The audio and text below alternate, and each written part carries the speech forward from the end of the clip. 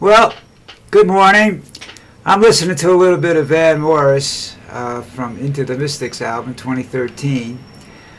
I don't know whether you can hear it, and personally I don't care right at the moment. I'm having a good time. Listen, I watched that show last night, that DNC, and I saw Michelle, who I still think would have made a better president than any of the candidates that are out there right now, on both sides of the fence. And Barack, who I just admire tremendously, who did a wonderful job as president. And the man who's hated the most by the fat guy, Trump. He hates him because he's tried for years to remove Obamacare. He promised he'd get rid of it when he got elected, and the Republicans couldn't come up with anything better, and that just pisses him off no end. He will abolish health care in order to get rid of that plan when he becomes president again, if he becomes president again. So we have to work very, very hard to make sure that that doesn't happen, folks. That Donald Trump never, ever gets into the White House again unless it's in chains. Okay? That's the way I am. New little tidbit. There's something about RFK Jr. and endorsing Donald Trump and Trump giving him a position in the administration. Now that shows you how fucked up that administration's going to be. And not only that, there's rumors around that he may try to hire Elon Musk. Now I don't think that can happen because those two couldn't survive in a closed environment for more than about 3 minutes before their egos would go boom, you know, and that would be the end of that. All right, you know, Trump would either have Musk imprisoned or Musk would be calling for Trump's impeachment. That's just the way those two dumbbells are. You know, outside of politics, there's this thing about Jennifer Lopez getting divorced again. Look, I don't think people like that get married for love at that level. I think they're getting married for either great sex or to cover something up. They use people. They do it their whole lives, and it comes into the marriage. They use people, so there's nothing really there that, you know, substantial. I gotta stop this recording for a minute. Hold on a second, because I really like that song, and I don't want to have to be sitting here and trying to talk to you people. But as I was saying, I think people at that level, I mean, look at Donald Trump with Melania. There's no love there. There never was, as far as I can tell. Money, yes. Love, no. An arrangement. Give me an heir, and I'll see to it that you have money there, that you're wealthy the rest of your life. And I think that's what she did, you know. Unfortunately, from what I understand, this kid's no smarter than Trump is, you know. The smartest one is his daughter, and she's staying as far away as she possibly can from him at this particular moment, and I think that's a great idea. Because somehow or another, I think they all know that Trump's going to collapse or something's going to happen, and he's not going to get elected again. And the Republicans that are back there sitting around wanting a fascist state are going to have to come up with another idea, quite possibly an attempted military coup. Oh, too bad I'm too old. I'd love to be able to defend against that, because I know the people I'd want to shoot.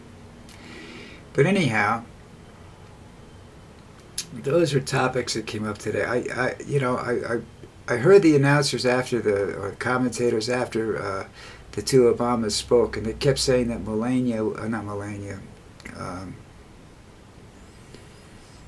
oh, here we go. It's a mind fart. Mrs.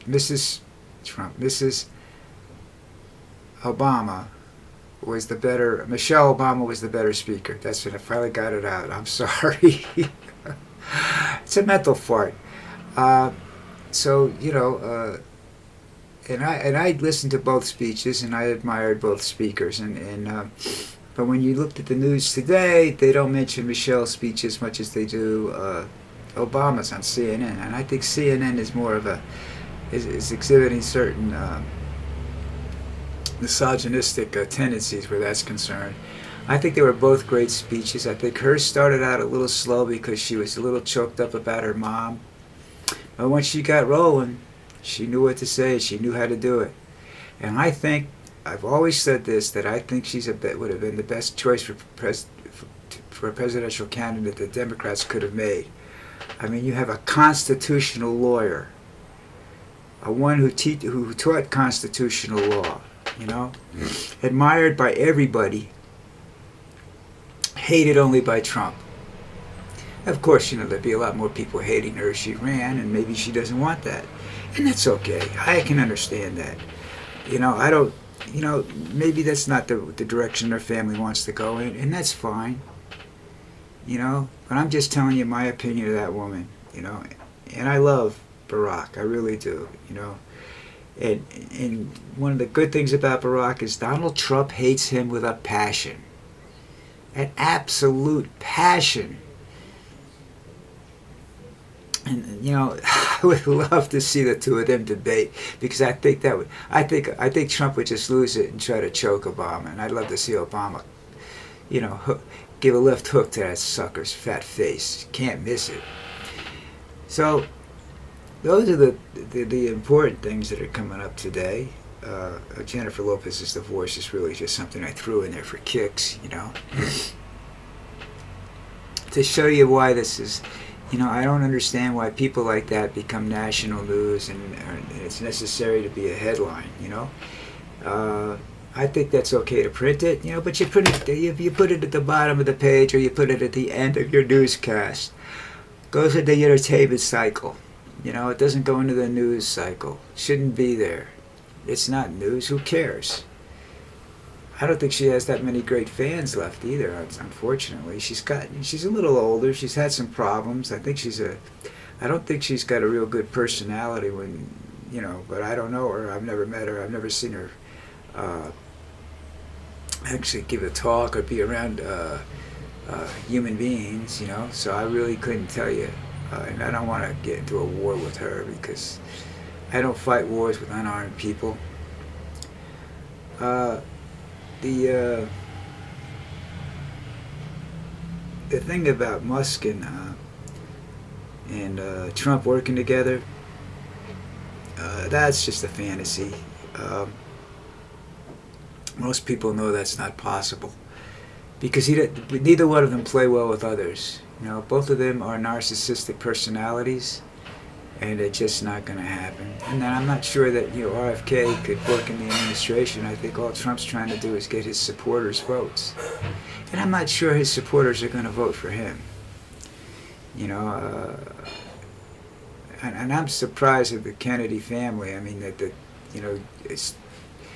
Kennedy family put together one of these people. But then again, they've been under extremes their whole life. I don't, you know. His father was assassinated. I don't know how stable this man is. I don't want to say he's crazy. Stability is not a good choice of words there. I just think that he has. He's got to get. I think he's still blaming people for the assassination, and I think he's, you know, made some mistakes, bad choices. But that's, you know, that's okay. It's a free country. You can do what you want to do. You know, right now it's a free country. But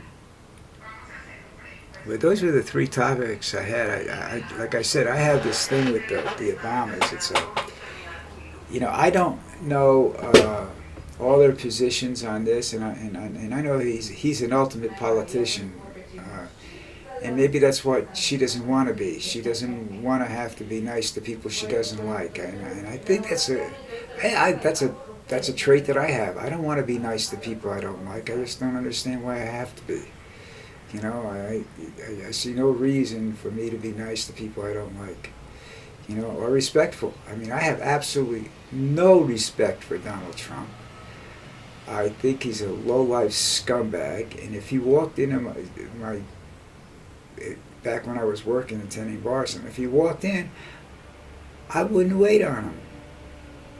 You know, that's just life. They could fire me. I don't care. That's just the the way life is. I don't think they'd have to fire me if they told me I had to wait on them. I'd say, I quit. You go wait on them. And people tend to get upset when you give them ultimatums like that. But that's just the way I am. I don't want to deal with certain things. And Trump is one of the things I don't want to deal with.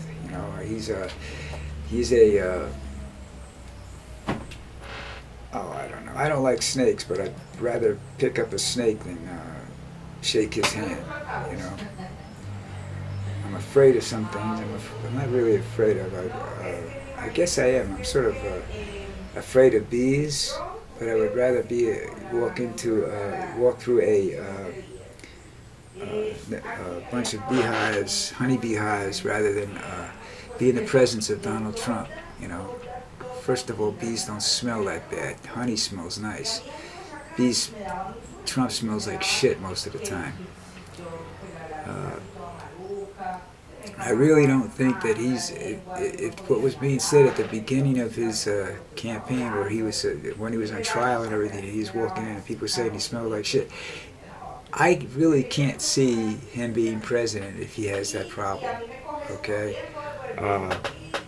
it's a health issue, and I think he's got health issues that he's not admitting to people. I mean, he's got a lot of mental issues. People say, he has no empathy, and that goes with the misogynist, the narcissistic personality and insanity and everything else. And it's true. I mean, if you look at the lady that was his press secretary that spoke last night, was telling about how he just calls them his supporters basement people. That's exactly right. He doesn't care about them. All he wants is their vote, and after that they can drop dead and he's not going to care. He'll be sweet as pie to him. Once they pull that lever, they fuck him, get rid of him. Throw that guy, get that guy out of here, he's scum. That's Donald Trump. And I'm sorry that, that upsets his supporters. Most of them are, I don't want to call them insane or anything. I don't know. I think they're frustrated, because they can't get certain things and they think they're going to be better off in a white country. Didn't work for South Africa too well. Hasn't worked well anywhere in the world where you have a predominant a minority or a majority, whatever, of color, one way or the other, and you try to go in one direction. Like if you're a black country and you have white, it's a black and white country like ours, and there are other countries that are similar to ours I'm thinking of ethnic division, but they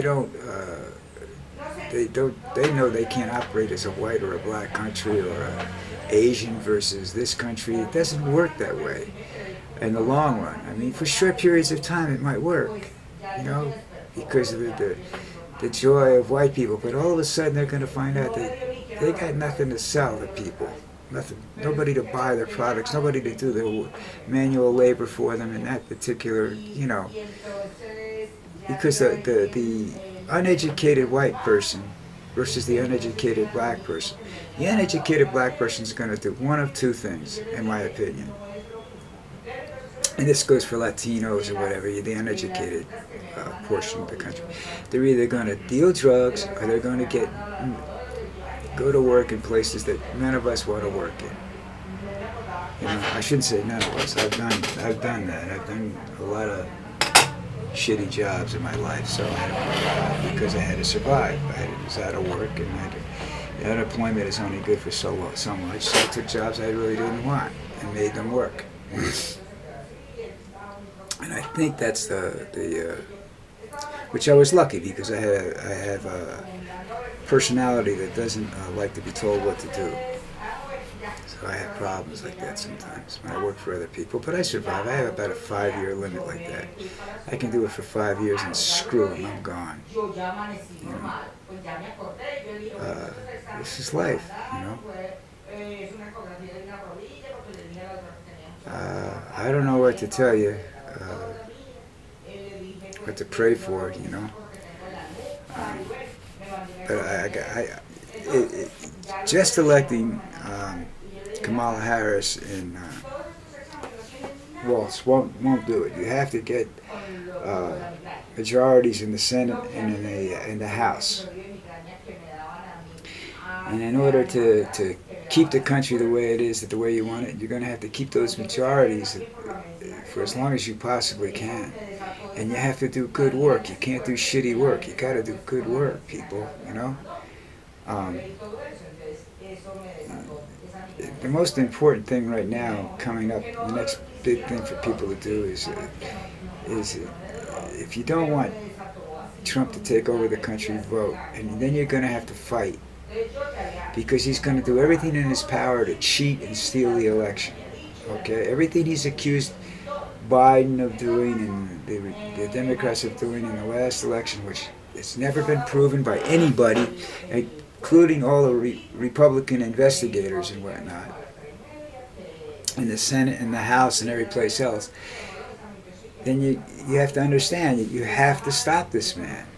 You know?